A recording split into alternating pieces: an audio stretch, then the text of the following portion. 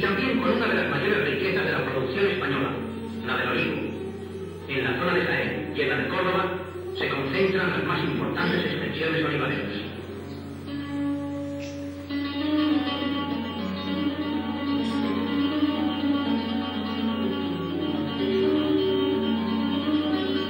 La vida en los cortijos comienza a muy temprana hora y se anuncia con el desarrollo de las primeras faenas domésticas. Hay que dar de comer a los animales. El alborotado ruedo de las gallinas escolta a las cortijeras.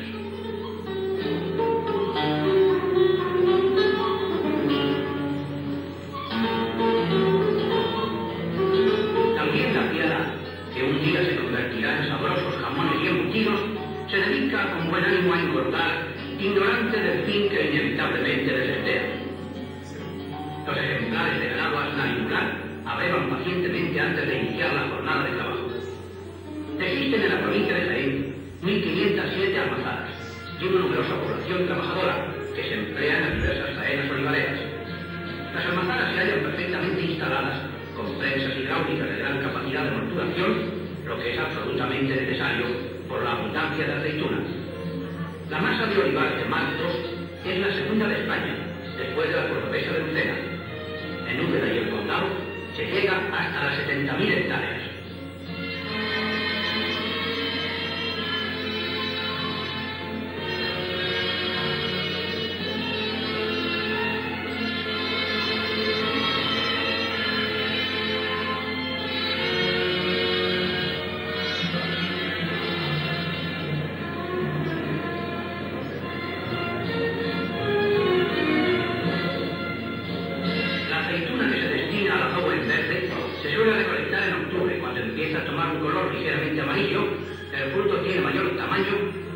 Comienza a desprenderse del hueso. Pero en la recolección del fruto verde para aceite hay que atender en primer lugar al momento oportuno de levantarlo, que varía según el clima. El sistema empleado en la recolección es el mareo o apaleamiento, y también se utiliza el ordeño y el mixto. En la plaza del árbol se colocan redondeles de palma o telones de hierro. Las escaleras y las esportillas de forma adecuada hacen todo lo demás. No se obtienen los frutos hasta pasados 7 años desde que se plantó la semilla, y cuando el árbol da más, es entre los 40 y los 100 años.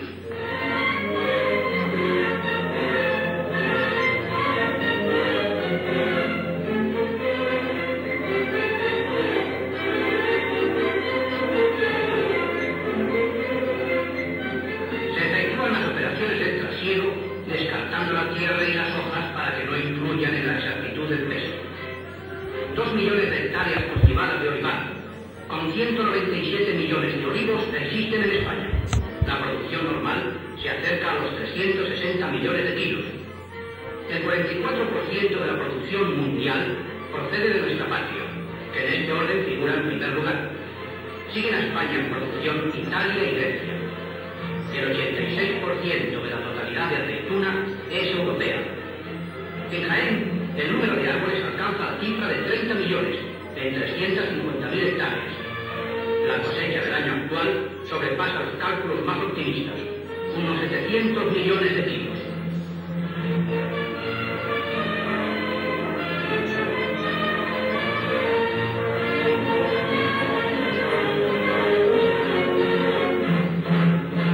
Nos hallamos ya en el clásico molino aceitero.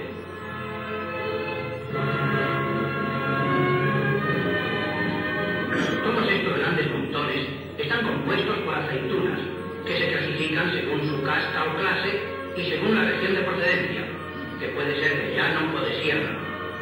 La separación es absolutamente indispensable para poder calificar los contenidos de aceite, que difieren mucho en cualidad y en calidad.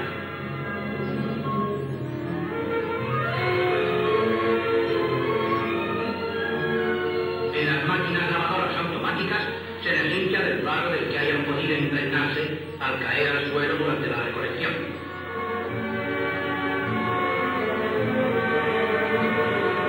De las lavadoras se trasladan mecánicamente a los molturadores en piedras o molederos. Estas máquinas están dotadas de pesadas muelas cónicas de granito y reducen el preciado fruto a una pasta muy fina que forma sus 3 partes básicas: el aceite, el agua vegetal y el orujo.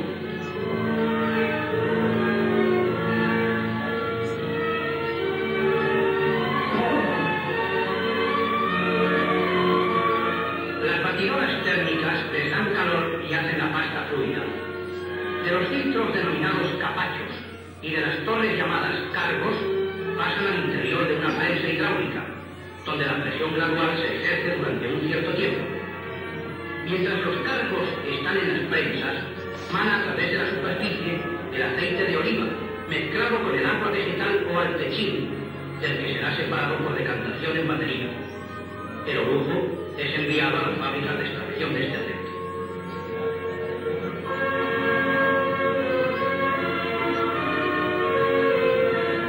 La mayor fábrica de aceite se encuentra enclavada en Cabra, Córdoba.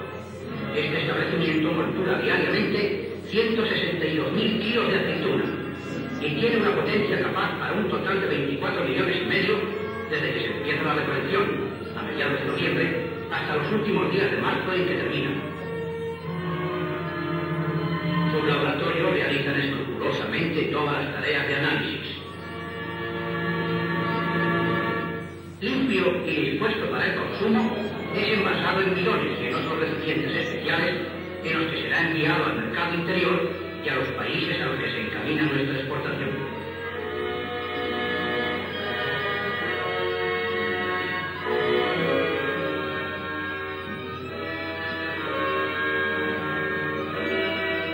La gran capacidad de molturación de esta fábrica permite no almacenar ninguna cantidad de aceituna.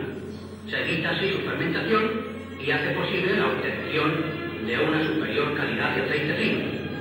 Los barriles de aceite llevarán este producto a las más apartadas naciones, donde es apreciado por su inmejorable calidad.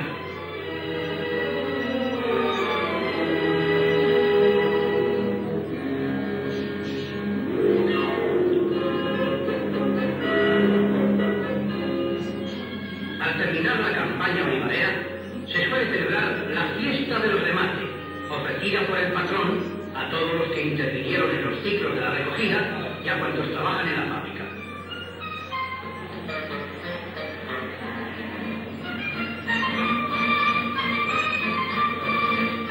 Lucen aquí en toda su gracia y en su puro encanto las típicas danzas andaluzas, y muy especialmente el clásico bolero de la provincia de Jaén, ejecutado con la mayor finura y calor. En sus giros, vueltas, pasos, cambios y mudanzas, este bolero puede considerarse como uno de los más castizos y antiguos bailes del sur, no adulterado ni reformado por extrañas influencias.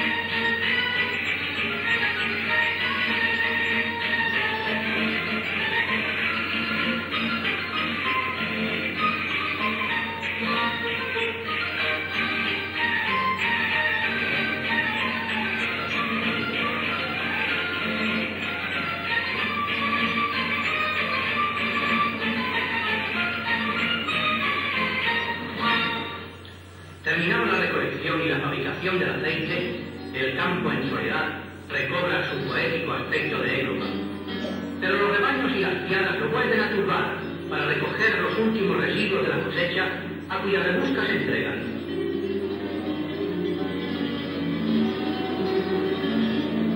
Y sobre el olivo milenario se tiende el toldo del cielo como abrigando y protegiendo su origen.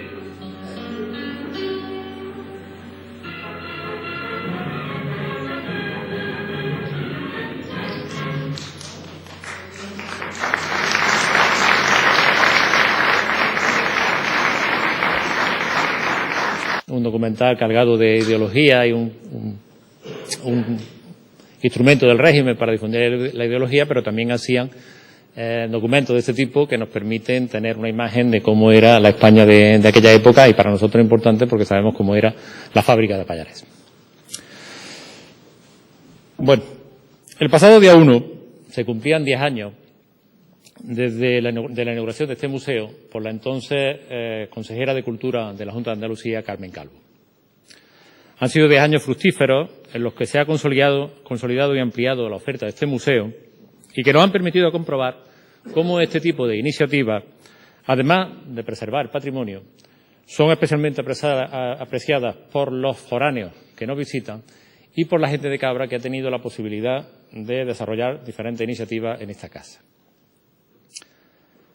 Pero vamos a remontarnos 10 años atrás para situarnos en la perspectiva en la que se crea el Museo del Aceite. Entonces, el que les habla era concejal de turismo del Ayuntamiento de Cabra. Tratábamos de dinamizar turísticamente nuestro pueblo mediante la creación de productos que sirvieran para atraer visitantes. Habíamos visto cómo en otros pueblos del entorno había funcionado bastante bien el tema de los museos temáticos y decidimos intentarlo en Cabra. El concejal quiso dar ejemplo con la creación de este museo que pudiera servir de pauta, de iniciativa, para otros que se pudieran crear en el futuro. Vendría después el Centro de Interpretación del Tren del Aceite, ese ya de iniciativa municipal, pero que hoy está desmantelado. Pero como he dicho antes, teníamos la posibilidad de crear en Cabra diferentes museos y para ello nos pusimos en contacto con colectivos y asociaciones de la ciudad para intentarlo. Podíamos crear un museo de la huerta de Cabra, un museo antropológico para el que contábamos con un par de colecciones, un museo del vino en alguna bodega antigua de Cabra, un museo de la Semana Santa en la antigua capilla del asilo que todavía estaba en pie, un museo taurino en la Plaza de Toros y además teníamos la posibilidad de exponer los tesoros religiosos que se guardan en nuestra iglesia y convento. Si teníamos más oferta, conseguiríamos que vinieran más personas, que a los que vinieran estuvieran más tiempo en Cabra y que en definitiva gastaran más dinero en la ciudad.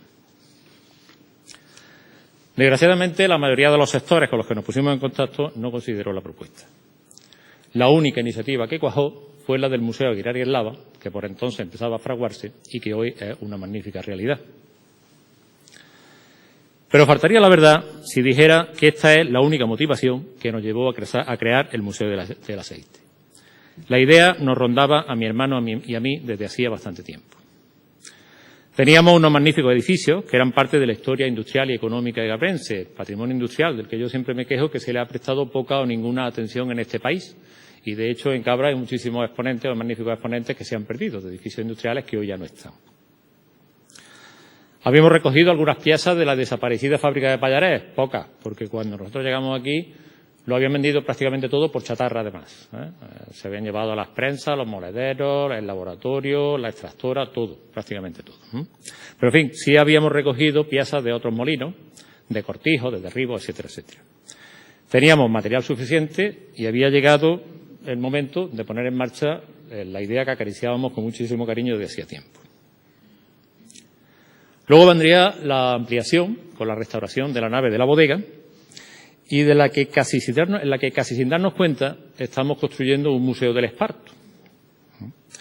Con una colección de piezas, a mi entender única, ya que hasta ahora el esparto se utilizaba para hacer cerones, capachos, pleitas, espuertas, pleitas para el queso, etcétera, etcétera.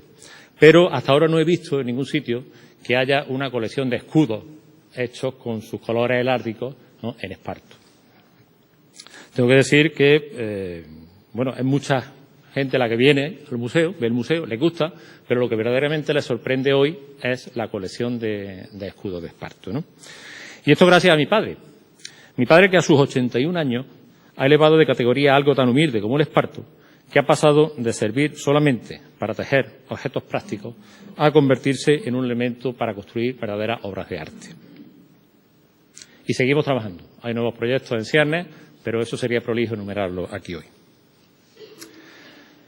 Al cumplirse 10 años de andadura, la coincidencia ha hecho que en este mismo 2010 Lourdes Pérez Moral, tras una ardua labor de investigación, publicara un libro sobre la familia de Pallarés. Teníamos ya la pata que nos faltaba para completar el museo, la historia de la casa.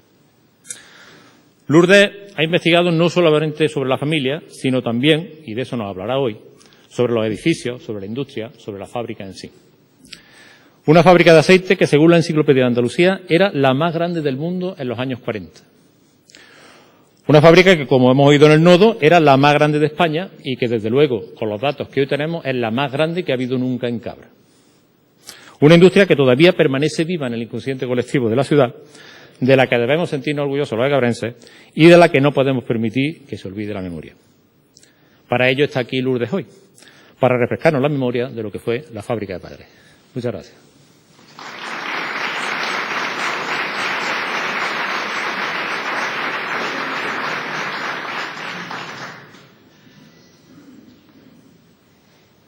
Bien, muchas gracias. Me van a permitir, antes de dar comienzo a mi intervención, que exprese mi felicitación a los hermanos Cobo Ávila, promotores de este museo que hoy nos congrega aquí, precisamente cuando se cumplen 10 años, y 10 años que, a mi modo de ver y a mi juicio, pues han superado esos retos que este tipo de iniciativas privadas se conciertan, como son las de proteger para salvar y la de conocer para querer. Yo creo que incluso, si ustedes me apuran, sería la de transferir para crecer con nuevos proyectos. Por otra parte, también me gustaría expresar mi más sincero agradecimiento a las personas que abren su archivo, demostrando con ello, una vez más, la generosidad para con los demás.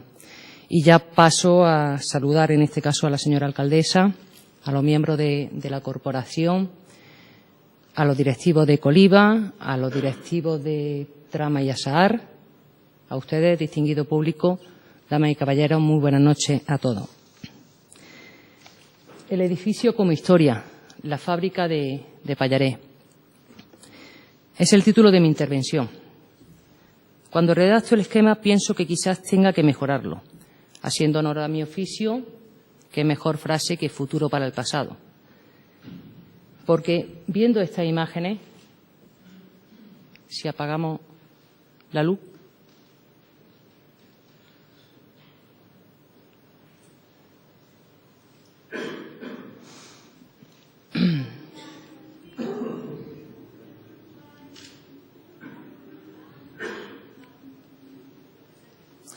bueno, como le iba diciendo, viendo estas imágenes parece que se oyen las palabras de Alonso Quijano, cuando dijo y afirmó que la historia era testigo de lo pasado, ejemplo y aviso de lo presente, advertencia de lo porvenir. ¿A mí no se me oye? ¿El que no se oye? ¿Sí, no? Ajá. Creo serenamente que la arquitectura se hace con la historia de sus pueblos y la fábrica de Pallarés en Cabra fue fruto de la adecuación de una forma de construir netamente popular que con el paso del tiempo aunaría ideas de eficacia y de explotación plena. Un complejo fabril que se iniciaba con la compra de unos terrenos y que sería objeto de sucesivas ampliaciones e intervenciones, adaptadas siempre a las necesidades de la cadena productiva. Una arquitectura industrial basada en lo funcional y utilitario, pero también una arquitectura no exenta de olvido y pérdida de memoria, una vez finiquitada su actividad. Frente al mundo del progreso, aparece aquel que no volverá, testigo de lo cotidiano y que abarca casi un siglo en la historia más reciente de los egabrenses. Sin nombre, los edificios resultan elementos vacíos de contenido, pero su integración puede suponer un reto, una apuesta y, por qué no, una oportunidad. Como muy bien ha dicho antes Juan, hablo de patrimonio, en este caso industrial, como bien cultural y recurso para afrontar el futuro en Cabra. Es un patrimonio emergente, aunque todavía no suficientemente valorado como tantas otras cosas. Comprende los restos materiales, bienes muebles e inmuebles con independencia de su estado de conservación, formas o elementos de la cultura material de la sociedad industrial, generados en el desarrollo histórico por las actividades productivas y extractivas del hombre. Este patrimonio y otro, como digo, puede estar vivo, en funcionamiento todavía o en peligro de desaparición. al igual que puede ser un bien patrimonial tristemente ya desaparecido, fuera de uso o ser una ruina o vestigio que forma parte de un paisaje ya olvidado. No es posible preservar, interpretar y poner en valor algo sin plantear primero su conocimiento, en definitiva, su propia historia.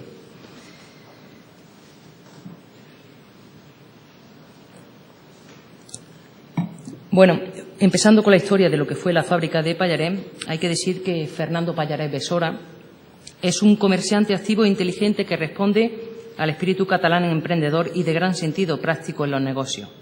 Nace en Reus y su traslado a la vecina localidad de Tortosa no es casual, como tampoco la sabia política matrimonial desplegada por sus progenitores que lo vinculan a una familia de honda tradición eclesiástica, oleícola y textil. En 1873 contrae matrimonio con Antonia del Sol Vidal y fruto del mismo es el nacimiento de 7 hijos, de los que solo sobrevivirán Fernando, Buenaventura, Antonio, Luis y Cecilia.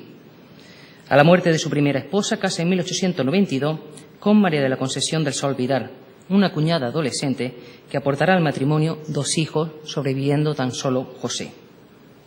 Salir y comprar para después establecer una casa dedicada en exclusiva a la elaboración y comercio de los aceites es un proceso lento pero decidido. El emplazamiento de la primitiva fábrica de Tortosa se localiza en el arrabal de las Ferrarias, calle del Comercio, en la otra orilla del Ebro. Más tarde, encausa su actividad en Borja Blanca y allí, en tierra leridana, edificará una nueva factoría ubicada esta vez en la carretera de la estación. El talento privilegiado y la capacidad en asuntos industriales y mercantiles empieza a dar sus frutos. También lo que podríamos denominar alianzas comerciales. Fernando Pallarés lo hará con Juan Mangrané y Julián de Jerique, comerciando con aceite de oliva extrafinos superiores y de clases selectas propias, así como para la fabricación de conservas en el mercado nacional, europeo y americano, con despacho en Barcelona y sucursal en Marsella, utilizando además estrategias de marketing como anuncios en guías y revistas, siendo un buen ejemplo este que ustedes pueden contemplar. Pero no basta, porque lo que se está iniciando es el desplazamiento del mercado exportador español de aceite hacia Andalucía. Se trata de un movimiento que viene propiciado por vascos como Ibarra y valencianos como Carbonell, que se establecen en las capitales de provincia, pero no en los pueblos, al menos todavía. Los catalanes y los madrileños sí. Ignoramos cuándo llega Fernando Pallarés a Cabra y cómo se introduce en la sociedad gabrense. Sí sabemos que dispone de 3 activos importantes y tengan ustedes esto en cuenta y muy presente para la época. Y digo que dispone de 3 activos porque los mismos están carentes de una explotación autóctona generalizada, a saber, la materia prima, la energía y el transporte. Córdoba es la segunda provincia en cuanto a producción oleícola. Al igual que los aceites de Tortosa, son algo más amarillos porque la aceituna se recoge más madura. Son agradables al paladar y tienen un sabor más bien dulce, presentando la ventaja de ser ideales para el consumo directo, a la vez que se amoldan para la confección de tipos, tanto para el consumo interior como para la exportación. El agua, tan necesaria para el proceso productivo. El agua como fuerza motriz. Hablo de la presa del Vado del Moro. Hablo de viejos molinos que se reconvierten en pequeñas minicentrales que no requieren grandes desembolsos. La energía tradicional producida por la fuerza motriz directa puede ser ya sustituida por la electricidad y por máquinas a vapor que no dependen de la oscilación del curso de los ríos. En cualquier caso, la Casa Pallarés mantendrá el uso de la energía hidráulica como fuerza motriz directa gracias, entre otras causas, al interés de la empresa para disponer de varias fuentes de energía simultáneas y al bajo coste de mantenimiento que precisan estos saltos de agua. No olviden ustedes que el vapor resulta caro en una zona no productora de carbón y la electricidad se halla en fase de expansión. Cuando la implantación acabe por desarrollarse, se mostrará como el tipo de energía más eficiente. Por otra parte, nadie discute la gran importancia agrícola de ciudades como Lucena, Cabra, Martos y Jaén. De ella se dice que su principal riqueza es conformada por la exportación de aceite, granos y caldos, y que, sin embargo, alejadas de las vías, sienten entorpecido su comercio por los tardíos y defectuosos medios de transporte. La inauguración de la línea férrea Puente Genil-Linares cambia radicalmente este panorama. El aceite comienza a distribuirse tanto que empezará a ser conocido bajo la denominación vulgar de tren del aceite. Tenemos, pues, tres activos: materia prima, energía y transporte. No es de extrañar entonces que en 1900 Fernando Pallarés Besora adquiera el molino harinero de San Gabriel, situado en el partido del Vado del Moro, y que la prensa comience a elogiarlo de acaudalado e inteligente industrial catalán. No están equivocados. Su relación con el hacendado Francisco Moreno Ruiz y el abogado Antonio de la Iglesia Peña lo justificará plenamente, quedando sellada además con los enlaces matrimoniales de sus respectivos hijos, en este caso Luis y José Pallarés del Sol, el primero con Josefa Moreno Nava y el segundo con Carmen de la Iglesia Varo. Como le iba diciendo, 2 años más tarde el Ayuntamiento le otorga la correspondiente licencia para construir una fábrica destinada a la extracción del aceite de orujo por medio del sulfuro de carbono, una fábrica llamada Creciente Desarrollo, una fábrica apodada San Antonio y más tarde, con el paso del tiempo, conocida como la Fábrica de Pallarés. En 1904 se constituye la Sociedad Mercantil Colectiva Fernando Pallarés e Hijo, con domicilio en Tortosa y dedicada a la fabricación, compra y venta de aceite de oliva y orujo, así como a la explotación de sus productos. El capital social desembolsado es de 800.000 pesetas. El lugar asignado para 3 de su hijo es algo más que evidente. El primogénito, Fernando Pallarés del Sol, fijará su residencia en Marsella, alternando el negocio familiar con la participación en diversos consejos de administración. Buenaventura se trasladará a Borja Blanca y, finalmente, Luis se establecerá en Cabra para ampliar y dotar la reciente instalación, donde la contratación de personal autóctono y extranjero será clave.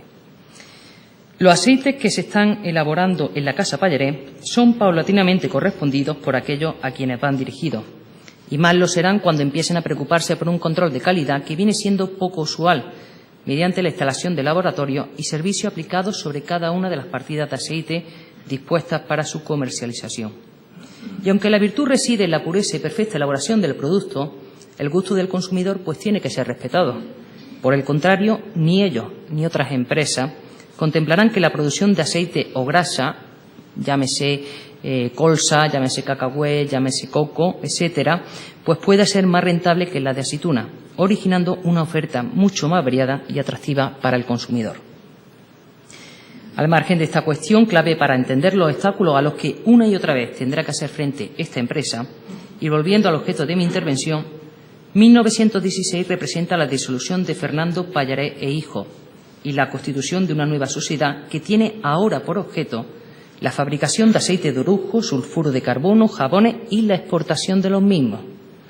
El domicilio se establece en Cabra, operando con un capital social de 500.000 pesetas.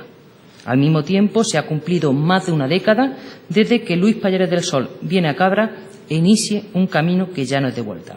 Su ahijado y hermano lo acompaña. Es José Pallarés del Sol. Acaba de nacer Pallarés hermano. La superficie de la fábrica egabrense va en aumento. Su volumen de negocio está marcado por un espíritu emprendedor y de gran sentido práctico que no conoce límites. Solo algunos ejemplos. No basta con producir y elaborar bien, sino que es preciso, para hacerlo económico, aprovecharlo todo, no despreciando algunos residuos que tienen un valor importante. De este modo, para solventar el problema de suministrar luz y fuerza motriz a la fábrica, evitando tener que recurrir al fluido eléctrico ajeno, aprovechan el orujo extractado para activar una central electrotérmica. Más el caudal de agua de que disponen les permitirá destinar una parte a la alimentación de otra central hidroeléctrica. Por otra parte, la necesidad de una importante disponibilidad de vapor será subsanada mediante una serie de generadores alimentados también por el orujo extractado. A la par, amplían los almacenes de la fábrica hasta una capacidad aproximada de 2 millones de kilos mediante la construcción de trujales o aljibes subterráneos recubiertos de losilla vidriada, y a los que haré mención más adelante. A su vez, patios extensos sirven de complemento a los almacenes para la ejecución cómoda y rápida de la entrada y salida de transporte, más en evitación del pago de alquileres de locales que siempre resultan deficientes para instalar camiones o depositar bocoyes y barriles. Construyen garajes y almacenes de envase. Más las dificultades con que tropieza la exportación normal de aceite de oliva a América, por la irregularidad y la demora con que las casas constructoras de envase de lata sirven los pedidos que se le hacen, motivará la rehabilitación de una fábrica de envase de hoja de lata, otra de cajones de madera y la instalación de un taller mecánico. Toda esta infraestructura va a precisar de viaje a Francia, Suiza y Alemania. Quisiera detener mi exposición en este edificio, uno de los más emblemáticos de Pallares Hermanos, la Casa del Ancla, denominada así por la escultura que adorna su fachada y que representa al comercio y a la industria. Construido en 1869 por una casa vitícola malagueña, pasa después a una sociedad inglesa establecida en Jerez y posteriormente a la Sociedad Española de Automóviles La Roche Hermanos. En 1915 es adquirida por el diputado, senador y 3 veces alcalde de Sevilla, Antonio Halcón y Vinén. Luis Pallares del Sol es un avispado, entre otras cosas, un avispado aprendiz en el oficio de prestamista. Tiene como maestra a su esposa, Josefa Moreno Nava. Plazo relativamente corto, no más de 5 años, e intereses que oscilen entre el 8 y el 10%. Dicho y hecho, en poco más de un año, el edificio es suyo. También será un avispado aprendiz en el oficio de la política, al tener como maestro a José Sánchez Guerra, jefe del Partido Conservador. Cuando apenas cuente 41 años, será designado senador del Reino, después de haber desempeñado el cargo de diputado. Toda una carrera meteórica, la de este catalán bien español, como lo definen, pero no desviemos la cuestión. En la Nochevieja de 1928, Pallares Hermanos se transforma en sociedad anónima, ampliando su actividad y capital social. A la fabricación, refinación y comercio de aceite de oliva y de orujo suma ahora la fabricación y litografiado de envases de hoja de lata y la fabricación de envases de madera. El capital desembolsado es de 7 millones de pesetas de la época. Tengan ustedes cuenta que hasta el año 1930 su principal competidor, Carbonell, que es cuando se transforma en sociedad anónima, lo hace con la mitad de esta cantidad, es decir, con 3,5 millones de pesetas. Bueno, como le iba diciendo, unos días antes se firma la escritura de unificación de fincas, entre ellas las ubicadas en el término municipal de Cabra. Yo no voy a hacer mención a las sucursales que ellos tenían, sino simplemente me voy a centrar en esta de Cabra, y más concretamente las que están ubicadas en el partido del Vado del Moro. Lo que vamos a hacer es que ustedes van a ver los distintos, mejor dicho, las instalaciones y parte del edificio desde arriba hasta abajo. Tengan también en cuenta, lo digo por las personas mayores, que con el paso del tiempo parte de esos edificios, algunos de ellos van a desaparecer porque se van a utilizar para nuevo uso y también se van a construir nuevos edificios. Bueno, pues la primera de estas fincas, en la primera de ellas, lo que encontraríamos es el molino harinero de San Gabriel, convertido en central electrohidráulica, más una serie de negociados, como son la fábrica de orujo, los trujales, la refinería, las oficinas con calefacción central, los laboratorios y viviendas para los trabajadores. La segunda alberga la fábrica de sulfuro de carbono, jabón y material refractario con sus correspondientes trujales y almacenes para depositar el orujo extraído durante la campaña. La tercera comprende la edificación de un taller de reparaciones movido, como no podía ser menos, eléctricamente, la fundición de bronce y los talleres de calderería y soldadura. La cuarta alberga las calderas de vapor, la quinta, la bodega de vino y a las que haré mención después, la sexta, el taller de carpintería, viviendas para los trabajadores, taller de tonelería y almacenes para bocolles, barriles y bidones de hierro. Lo olvidaba, en esta misma finca, es decir, en la sexta, está ubicada la central electrotérmica, que da fuerza y alumbrado a toda y cada una de las instalaciones, siendo complementaria a la instalada en el antiguo molino harinero de San Gabriel. Ahora pasamos al camino de Priego. Solo 2 fincas. La primera alberga los garajes. La segunda, la fábrica de litografiar hoja de lata, la de su construcción de envase y la de madera. Estas 3 fábricas son movidas por la electricidad que suministran las centrales antes mencionadas. Estas 6 fincas, es decir, las que están ubicadas en el partido del Vado del Moro, linderas y contiguas entre sí, y todas ellas en unión de estas dos últimas, las que están ubicadas en el Camino de Priego, hoy Avenida Fernando Pallarés, constituyen una unidad orgánica subordinada a la explotación industrial que se realiza, es decir, la de la fabricación de aceite de orujo, refinación de aceite de oliva y exportación de los mismos, de la cual son además accesorias las explotaciones industriales que se encuentran instaladas en las restantes fincas.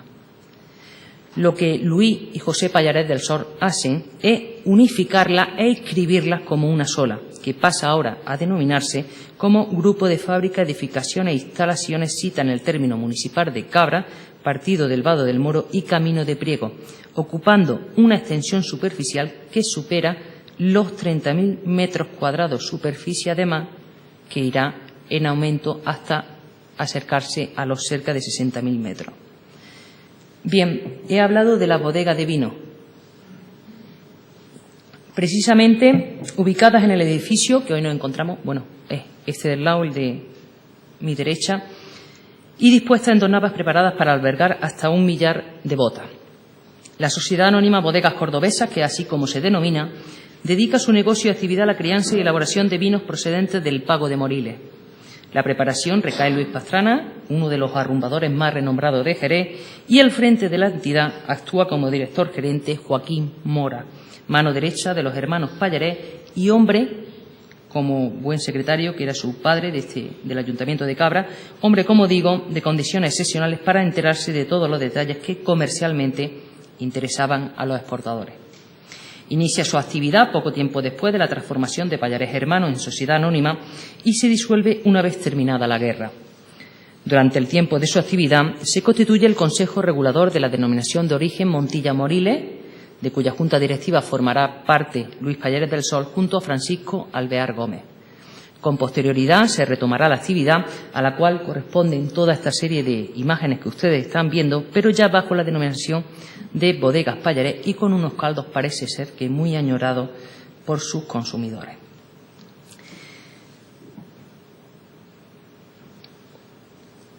Como todo inicio, y teniendo muy presente la época en que se decide ampliar para seguir adelante, no es de extrañar que el primer año de Pallarés Hermanos como sociedad anónima sea poco fecundo en bienes y pródigo en contratiempos. La mala cosecha de aceituna y, por extensión, la elevación de precios motivan una disminución en la exportación. Al año siguiente el negocio continúa sin remontar y en 1931 el deterioro es cada vez más significativo. La estadística, fiel reflejo de una economía embuida en crisis de trabajo y consumo. Pero Pallarés Hermanos se mantiene fiel a su filosofía: formación, crecimiento y plenitud sin determinación de límites.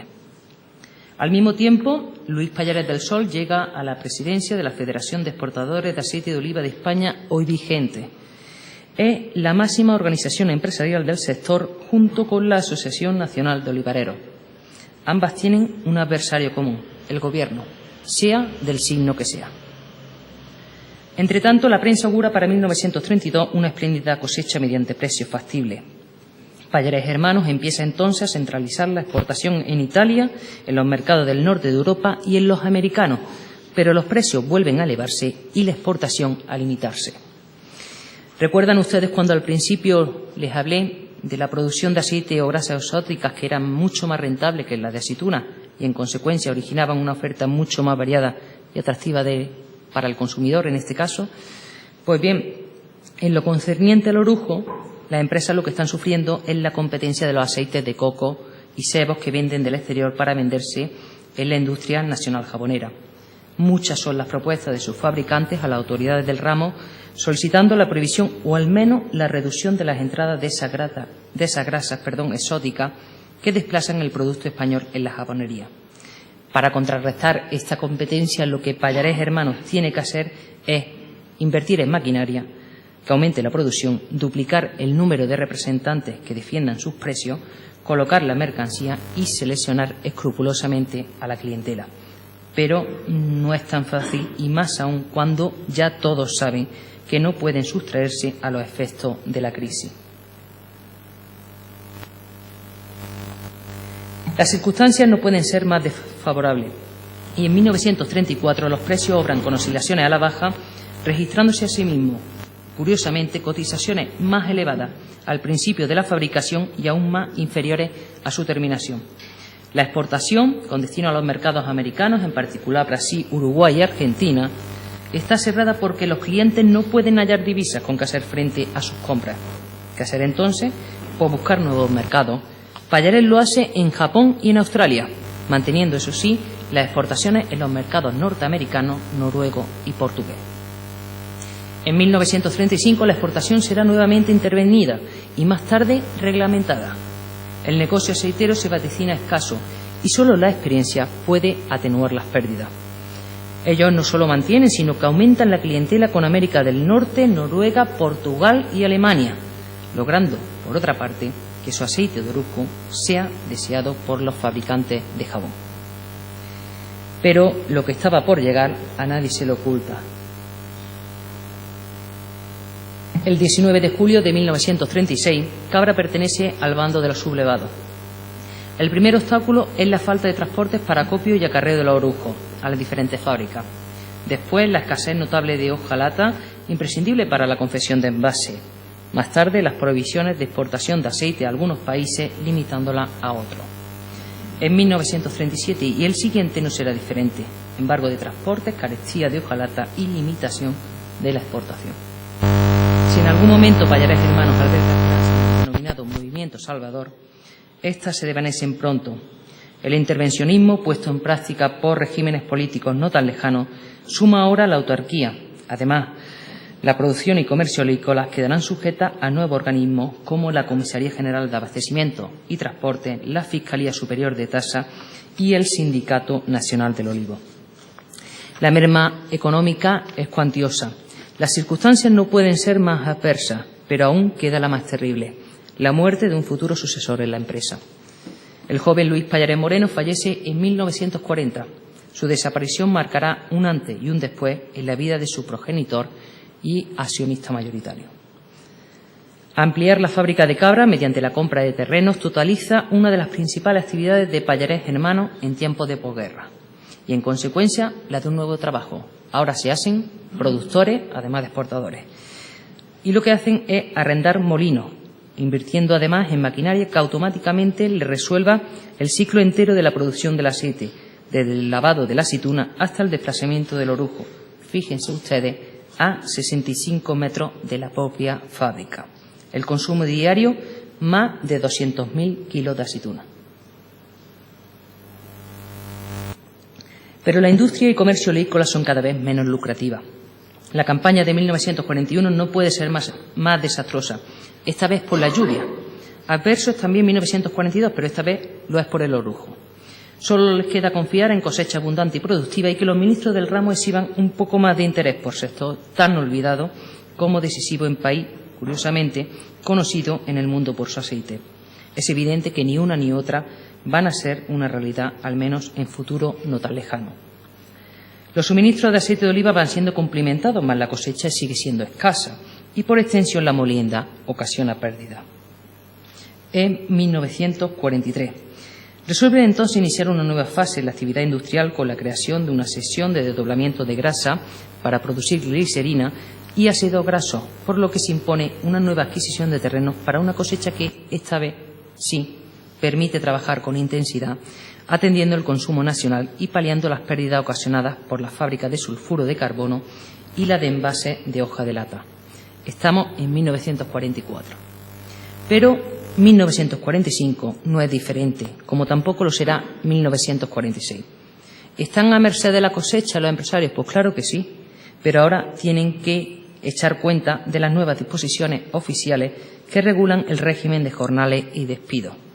El Gobierno no entiende si los molinos trabajan o no, si las fábricas cierran o no con pérdidas, si falta o no combustible o si se dispone de materia prima. Por tanto, los efectos vinculantes de las cosechas y de las políticas seguirán mermando la existencia. En 1947, la fábrica de Cabra ocasiona pérdidas de consideración motivadas primero por la falta de materia prima, después por los elevados gastos de personal que, según la reglamentación emanada del Ministerio de Trabajo, hay que sostener a una plantilla de obreros, trabajen o no en la industria. Menos mal que la exportación empieza a ser tolerada. Al año siguiente, la orujera de Cabra, por ejemplo, brinda unos beneficios respetables por la excelente cosecha. En idénticos términos se encuentran también las plantas de desdoblamiento y las de jabón, así como las de aceite. Solo el incremento de las prestaciones sociales continúa absorbiendo buena parte de la ganancia. De las cerca de 300.000 pesetas que tienen que abonar en 1947, pasan ahora a tener que desembolsar más de 1 millón de pesetas. Pero una vez más las deficiencias vaticinadas para 1949 se cumplen y las fábricas apenas logran producir, mientras los gastos no paran de incrementarse. La situación se ve agravada por la fundación de cooperativas que la dictadura espolea a través del funcionario de turno, el político que acumula méritos para su promoción o el notable local que busca el poder para provecho propio. El desarrollo empresarial de Pallares Hermanos no puede estar más limitado y, pese a tanto y tanto contratiempo, siguen invirtiendo en instalaciones para modernizar las mismas. Es evidente que el problema del aceite sigue latente porque pone de manifiesto las dificultades por las que atraviesa el sector, más si cabe en materia de exportación, donde para mantenerla está siendo preciso, y no olviden ustedes esto porque se parece mucho a la actualidad, abastecer el consumo interior mediante grasas importadas. El aceite de oliva empieza a mostrarse como un producto plenamente sustitutivo de los demás aceites vegetales y, por tanto, basando su competitividad no en la calidad, sino en los precios. Con razón, un ministro del ramo manifestará: es que el mundo del aceite es más complicado que el de las lentejas, da muchísimos quebraderos de cabeza. Pero bueno, en 1950 la paradoja oleícola brindará una cosecha buena, aunque no extraordinaria. No se puede afirmar lo mismo de la de 1951, tampoco de la de 1952. La escasez de primeras materias ocasiona rendimiento irrisorio y el comercio se ve mermado, pero no así la disminución progresiva de trabajo y los gastos fijos, tan elevados que exponen a más de una empresa al borde de la quiebra, optando algunas, como Pallares Hermanos, por deshacerse de sus activos, en este caso las sucursales, al objeto de aminorar unas pérdidas motivadas por un fracaso progresivo.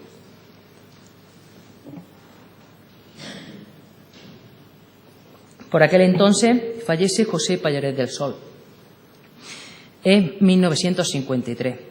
La escasa cosecha y la competencia desaforada fuerzan una liquidación a precio elevado. A ello hay que sumar la que se ha convertido en realidad de mucho. Sí, las cooperativas, exentas del pago de impuestos y, por extensión, una desafortunada política oleícola. Estamos en 1956. La cosecha, como viene siendo habitual, es escasa. A la misma hay que sumar los efectos de la sequía y la mosca del olivo. Por fortuna, Pallares Hermanos compensa los reducidos beneficios y las pérdidas habidas en otras sesiones, como la exportación. Lo último que puede imaginar Luis Pallares del Sol es dar sepultura a otro hijo. En 1959 fallece Francisco Pallares Moreno. Su clara inteligencia, su visión para los negocios y su capacidad de trabajo le habían convertido en plegario sucesor de Pallares Hermanos. Todo un duro golpe para el progenitor y accionista mayoritario. Para entonces ya nada será igual, y muchos de ustedes lo saben mejor que yo. El fracaso y las pérdidas continuadas desembocan en la propuesta de una ampliación de capital social. De los 7 millones de pesetas iniciales, se conviene ahora su aumento en otros 7, es decir, 14 millones de pesetas. Pero todo tiene un fin y en 1961 muere Luis Pallares del Sol. A partir de ahora hay dos concesiones antagónicas para un futuro incierto al margen de la paradoja oleícola.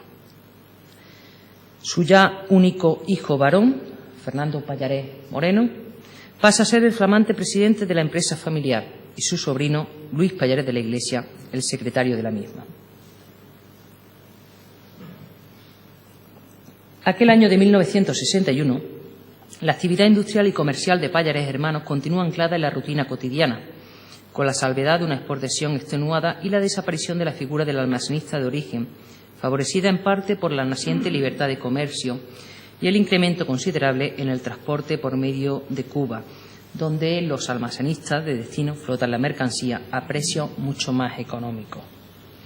Al año siguiente, la cosecha se ve mermada no solo por la abundante lluvia, sino también por unas calidades deficientes.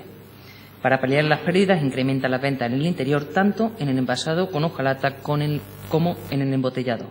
Y amplían la fábrica de Cabra con una nueva compra de terreno cercano, esta vez a la Casa del Ancla.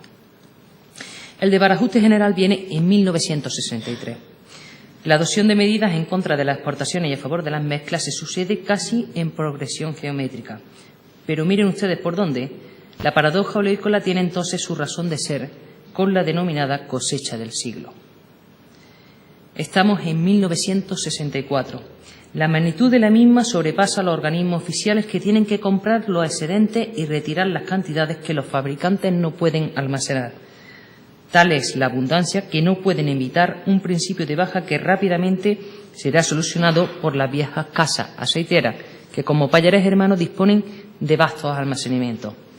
Pero el júbilo pues dura más bien poco y la cosecha de 1965 será de signo totalmente contrario, más si cabe por las disposiciones gubernamentales. Ni beneficiosa ni perjudicial, simplemente mediana. Así es la cosecha de 1966. Solo la exportación parece brindar perspectivas halagüeñas.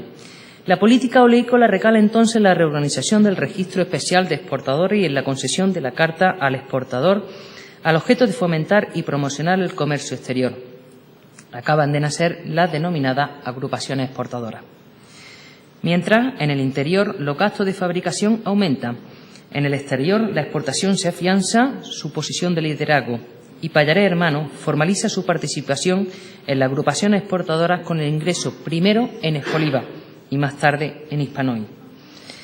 Pero todo a su tiempo, porque si bien es cierto que los precios se logran mantener bajo un rígido control, las prestaciones salariales están asfixiando a más de una casa aceitera. Máxime cuando son decretadas con anterioridad al establecimiento de nuevas medidas económicas. Lo que estaba por llegar a nadie se le oculta, y aquel año de 1971, Pallares Hermanos tiene que hacer frente al reajuste del salario base y a la reducción de su plantilla fija. Entre tanto, aumentan su capital social en 28 millones de pesetas. Es el paso previo para la futura concentración de empresas. Mientras, aquel año de 1972, la cosecha es tan escasa que las empresas tienen que soportar en sus costos una serie de gastos generales que no pueden absorberse en campañas de tales dimensiones. Pero es que, además, la política oleícola parece haber aunado esfuerzos en contra de los empresarios. Tanto es así que en 1973 no será diferente. Con la creación en 1974 de la Sociedad Anónima Pallares Van Dulken y compañía, Pallares Hermanos cesa en su ya dilatada actividad industrial y comercial durante una campaña atípica pero propicia a alteraciones, precisamente en momentos y circunstancias muy especiales.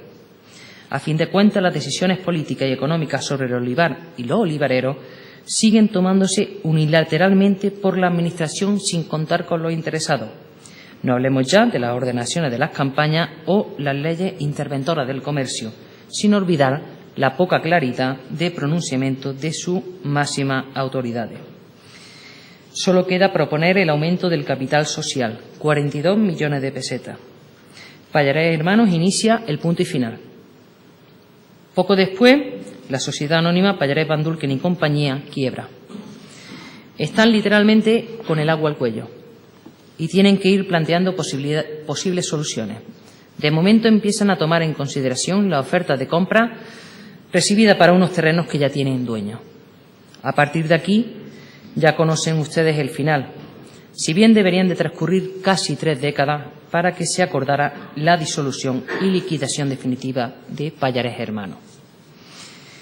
El patrimonio industrial empieza a enfrentarse con unos enemigos muy poderosos, una frágil memoria social, una construcción marginal en comparación a otra y el más importante de todos ellos.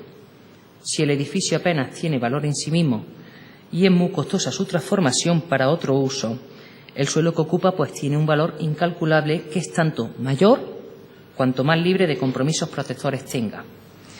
La suma de todo acaba, como es lógico, con su desaparición. Al final de la actividad productiva, los edificios empiezan a desmantelarse, mucho de ello rápido y mal. El proceso de borrado es completo. El destino de aquello que se elimina no interesa, por lo que solo los testimonios orales y visuales guardan la memoria y los ecos del pasado fabril de la ciudad de Cabra. Nuevo dueño, por tanto, para la que fuera fábrica de Pallarés.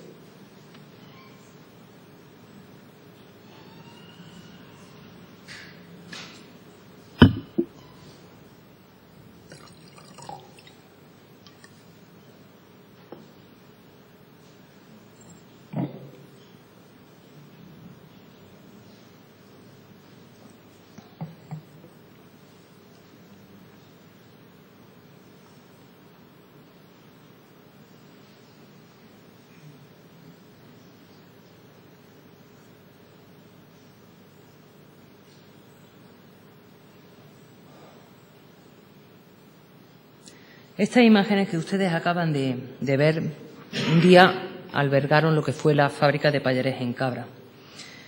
Como han podido comprobar, son nuevos usos y nuevas funcionalidades. No todos muestran sensibilidad. Solo algunos contemplan la huella del pasado como valor testimonial, planteándose incluso un recurso con atractivo que sea susceptible de actuar como reclamo cultural y, por tanto, de convertirse en producto turístico. Hablo de la sociedad anónima Ecoliva. Sus directivos mantienen su negocio, como no podía ser menos, pero se plantean preservar y conservar en contenedores adecuados aquello que es producto de otra época. Será la combinación de industria y cultura circunscrita a valores emocionales, históricos y, sobre todo, prácticos. La idea se resume en museo. Un museo de titularidad privada, pero cuya financiación en lo concerniente a la ejecución de obra es pública. Ya tenemos, pues, un espacio expositivo de la cultura del olivo y del aceite en Cabra, incluso, si me apuran, en movimiento con la rehabilitación a medio y largo plazo de los antiguos trujales subterráneos, que son precisamente los que están debajo nuestra, y ahora también de la gastronomía local. A modo de reflexión, quisiera concluir mi intervención con esta fotografía, precisamente hecha esta mañana. La chimenea, ese elemento en vertical que un día caracterizó el paisaje cabrense haciendo industria en Cabra. Pero también me gustaría que ustedes tuvieran en mente otro edificio de Cabra, de nuestro pueblo. La fábrica de Pallarés en Cabra fue testimonio de una actividad, de un estilo de vida y trabajo, y de una etapa del desarrollo de la ciudad que ya forma parte de la historia e identidad de los cabrenses. Es innegable que la fábrica, o al menos lo que de ella queda, es una seña de identidad que lo particulariza como poca y mantiene vivo el recuerdo de la industria tradicional urbana. Esto refuerza su valor cultural y su carácter de bien patrimonial que debe protegerse, por respeto al pasado. No permitamos que la falta de sensibilidad impida que se intervenga para evitar el deterioro y la ruina. Alcemos la voz para llamar la atención. En definitiva, este patrimonio puede constituir un recurso social y económico para Cabra y, como tal, siempre que sea posible, claro está, debe ser protegido, conservado y reutilizado. Este museo es un buen ejemplo.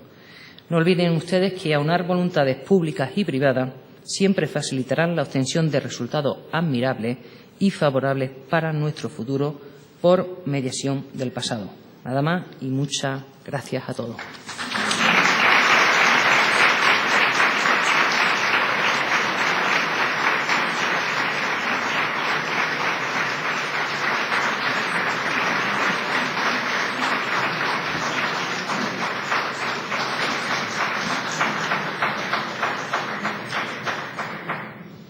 Bueno, muchas gracias, Lourdes, por la lección magistral que nos ha dado sobre la fábrica de Pallarés.